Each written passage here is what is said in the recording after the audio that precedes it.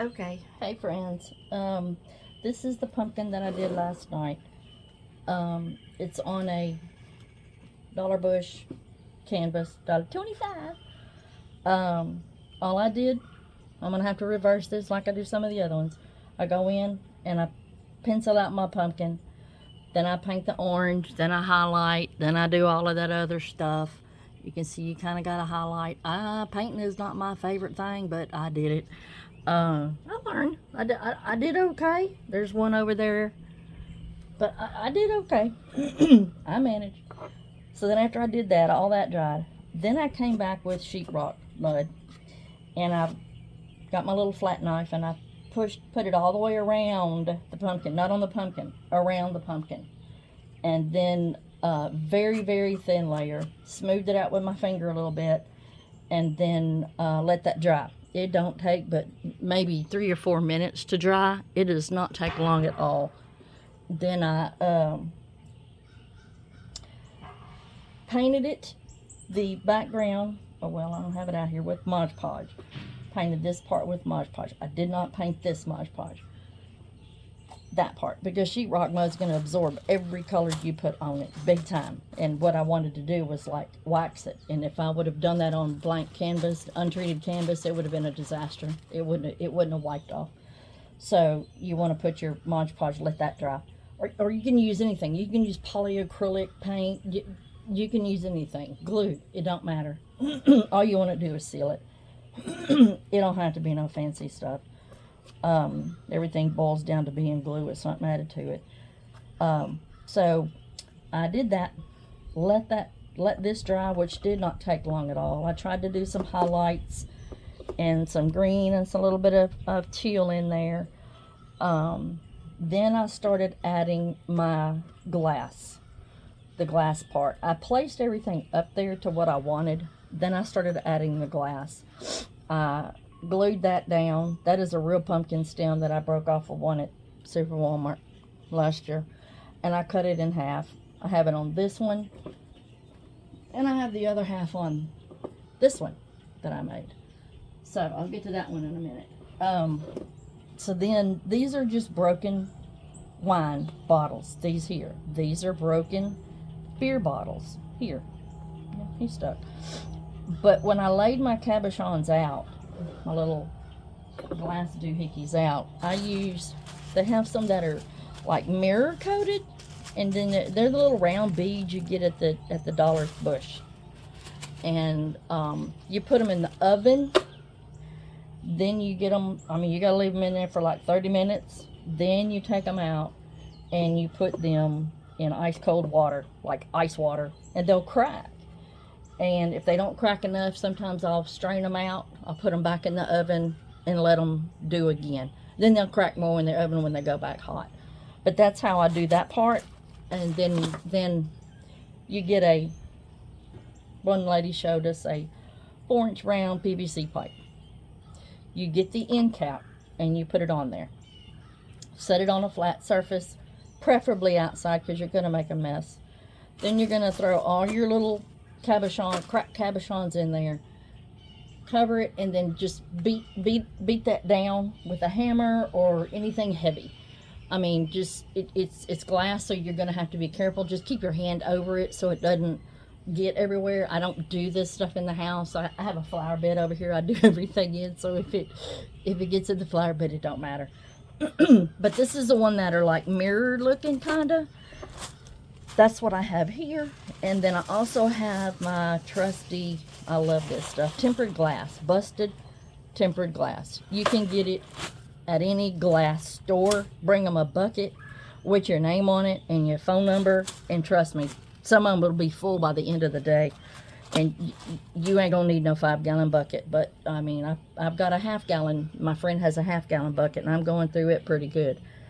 But that's how I make all these little glass embellishments. Beer bottles, wine bottles, and broken cabochons. You can use anything broken. You can use a ragu jar. You can use anything. I just like the colored cabochons. Some of them in there are yellow, some of them in there are orange. This is a real butterfly. found that over in my butterfly part, and I laid it out very gently and stuck it down with Mod Podge, let that dry. Then I came over the top with more Mod Podge. I did about 4 coats of Mod Podge on that because I didn't want it to break. So I did a bunch of coats of Mod Podge, and I don't think I'm going to go over it with UV resin. I don't think I am, but whatever. So I put all my cabochons on there, and then I drizzle each one with the UV resin, hard type. It dries really, really hard. It's not flexible. It doesn't bend at all. So that's the one I do. You can hear Reinhardt barking at everybody riding by on their side-by-sides. So that's how that works. And I have, did I show you already all my glass? I have some glass. I have some beer bottles that are broke. I got those that are just broken sitting in there. And these are the green ones that are smaller. They're just smaller. Put them in everything. And then if I'm going to be doing glitter or anything like that on this stuff, look at this. Look how pretty that is. It's got glitter in it. That is so pretty. Now on the other one over there, the other one I have, it's got this on there. What you do is you put your UV resin down, then you drizzle this on top. I get a little spoon and just barely push it off with my finger. And you can see it on here. You can see how shiny and pretty it is. You can see the glistening part. And sometimes, I mean, I think there might be a little bit of teal in there too, because I did some teal projects. So there might be a little bit of teal in there. And there's the acorns and the pine cones and all of that stuff. But these are the things that I use. I painted the teal, rubbed it in, then I waxed the edges like that. And the last thing I did was add the green bottled glass up here. This one I glued down with Eileen's. You can glue it down with whatever you want. He is having a fit this morning. This is coffee grounds mixed with Mod Podge. What I did was I put the Mod Podge down first, then I drizzled the thick Mod Podge, and then I drizzled the coffee grounds on top of it. Let it sit a little bit, you know. I'm sure it's not 100% dry, but I let it sit, let it soak up into the coffee grounds. And then I added my beer bottles on top, and then I UV resined on top of the beer bottles, rubbed it in with a brush, got it all, or popsicle stick, got it all where it's nice and shiny, and cured it all. Cured that. And each step I cure, you know, I just do. I wish I had a big, huge light, but I don't. So I got to cure each step that I do. But this here is just bedding hay that we have for the plants. And I sprayed it about 5 times with polyacrylic to get it nice and stiff so it won't break. And then the acorns come out of the yard. So, but you want your leaves and all that kind of stuff in there too. Let me get this one real quick. Let's just drop that one on the ground. Okay.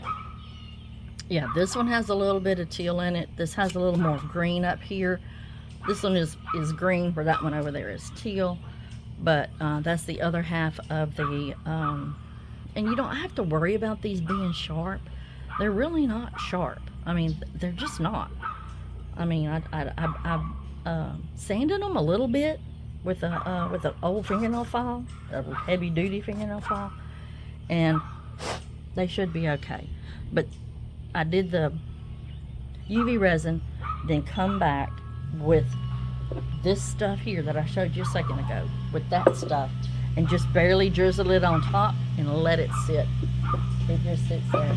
Now everybody today is deciding to get their tractors out, and I don't know what they're doing. They are doing everything.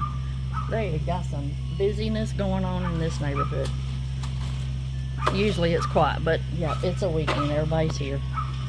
So, okay. Thank you. Y'all get out and craft something. Use your imagination. Find what you can find.